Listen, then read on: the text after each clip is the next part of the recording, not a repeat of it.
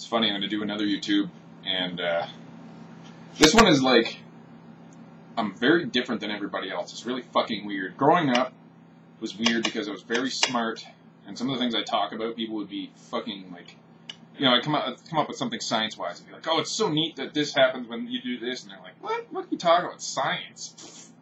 And I thought I was retarded or something, and, you know, you start to believe it after a while because, you know, you're talking about all this shit that's not everyday fare, and everyone freaks out. They don't know what to do, so they just fucking automatically assume you're an idiot. And actually, it's funny, the group of people I get the worst shit with seems to be the hicks, like real hillbillies.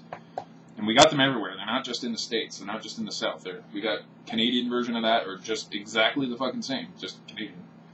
And it's funny because I'll talk about something which is, you know, intellectual. Maybe it takes a little bit of work, and they'll immediately think I'm stupid, like they're smarter than I am.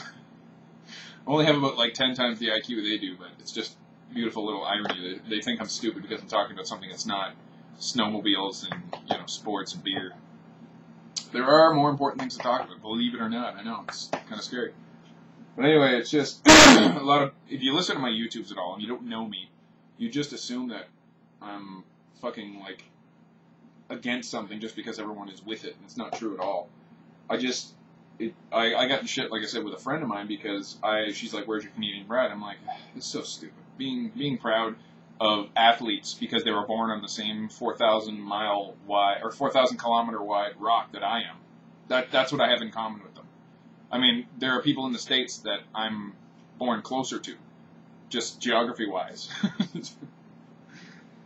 It's so fucking stupid. It's like if you need something to be proud about because you have nothing to be proud about, then yeah, be proud to be Canadian. And I said to her that you might as well be proud you were born with 2 eyes or 2 legs. It's about the same kind of sense. And then I know people are going to shit on me and say, oh, it's so good to be proud of where you're from. But if everybody is proud of their own country and thinks their country is the best, then nobody's the best. You know what I mean? It's got to be false somewhere. Like, the guys in Kazakhstan are like, oh, no, Kazakhstan #1. Yeah, we are the greatest. And Borat made fun of that, right? Somebody has to be from a bad country. Or not, you know, not the greatest country in the world. Every country's got their advantages, I'm sure, and disadvantages. What we need to do is ask questions. Like I said, this is why I'm different than other people. Is because I ask questions. I don't just fucking run with whatever, you know. By default, if you don't think about things, and somebody says, are you proud to be Canadian? You're going to be like, yeah, fucking right, I'm proud to be Canadian. And then they don't take the next step. Why? Because I'm proud to be fucking Canadian. You know, it's like the Acadians. Like I said, I'm going to pick on them a little bit because you never stop hearing about how great it is to be Acadian. And it's funny because playing Call of Duty, one of the quotes that I love, those little quotes when you die, is patriotism is the belief that your country is the greatest country in the world because you were born there. And it's true. Why?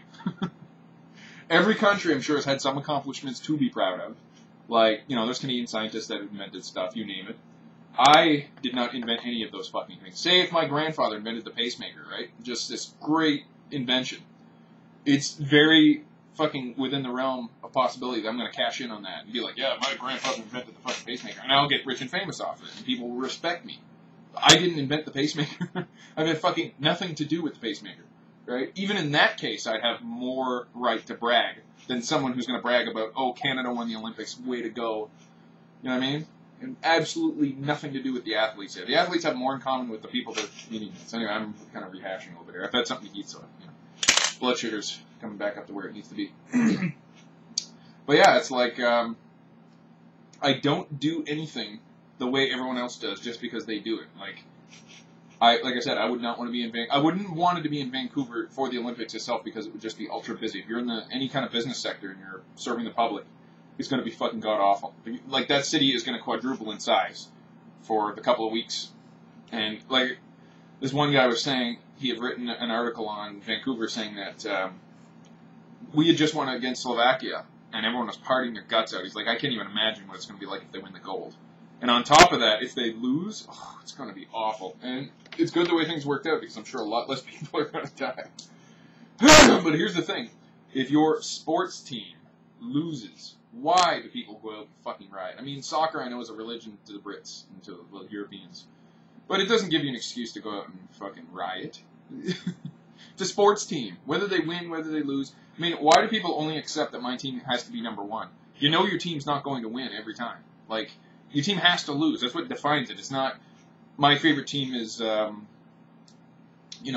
the Arsenal. And if they won every single game they've ever played, how fucking boring would that be, you know? They gotta win, they gotta lose. It's gotta happen.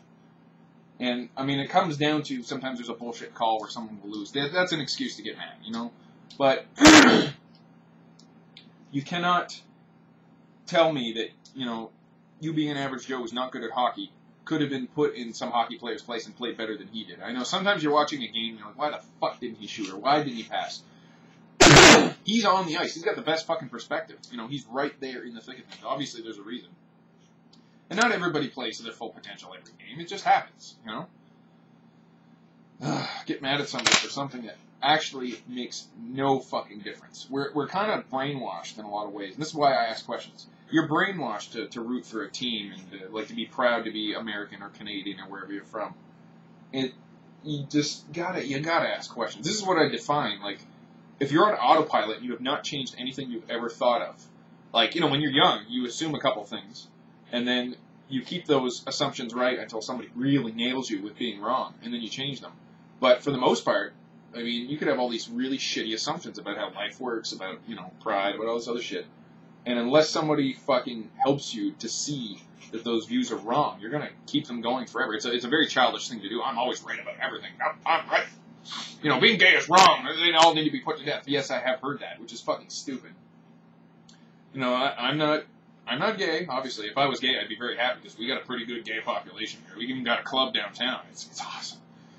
No, it's funny that I joke around about it because, like, one of the first things guys do when they get together, there's another little psychological tidbit, is we bust each other's balls and emasculate each other immediately. That's the first thing you do is call someone out for being a fucking fag. I don't know why, it's just what guys do. It's kind of like to, in between times of war, you'd bust somebody's balls and get on the easy track of, fuck it. Because if you can fuck with somebody and they're cool with it, that's the ultimate sign of friendship, closeness, really. So you immediately call them the worst thing, as far as being straight, the worst thing to be called is gay, right? So you don't think gay guys are sitting around, oh, you're still fucking straight, and the guy's like, oh, you bitch, I'm gonna beat your ass. Yeah, you gotta fucking ask questions. Like, why do things happen that way, and why can't things be improved? Like, my brother's very angry at a lot of things, but his anger's not put in the right place. He just, there were points where he'd sleep with a loaded weapon because he was afraid someone was going to break in. No one's going to break into his place. He's just paranoid. I mean, I was paranoid for a long time, too. It seems to be like a fucking genetic predisposition in our family that, everyone's got fucking problems, but we have panic attacks, like, really bad. It's fucking awful. My brother doesn't realize that, first of all, things are not the way he thinks they are. He's been thinking that for a long time something bad's going to happen and the fucking Mad Max scenario is going to take place, and he's ready for it. He is ready for it right fucking now. He's willing to do whatever it takes. That's not going to happen. There's too many people with too much power who are going to ensure that's never going to fucking happen. The world will never go to shit like he thinks it does. So now this 2012 thing's coming, and now he's got that all rationalized, that's going to be the big... EMP is going to go off. The solar flare is going to fry out all electronics around the world, and we're going to be in the dark ages again. He doesn't realize, if that does happen, we're going to come back very fucking quick because we've got documentation of all this science. We just got to fix everything. It's going to take a while. It's not going to be easy, but it's not going to be like he thinks it is because he doesn't ask questions. Why would the Mayans predict a fucking solar flare so many thousand years in the future? It just doesn't make fucking sense. You got to ask questions. There's something not right there. And if they did predict, if aliens came down and told them that the world's going to end in 2012, then obviously there's alien intelligence. Then we have proof that there's other shit going on out there. We're not just the only ones here in the universe. Fuck. There's so many people that believe so many weird fucking things. I mean, I believe weird things too. Everyone does. But my views don't hurt other people. I'm not going to believe that the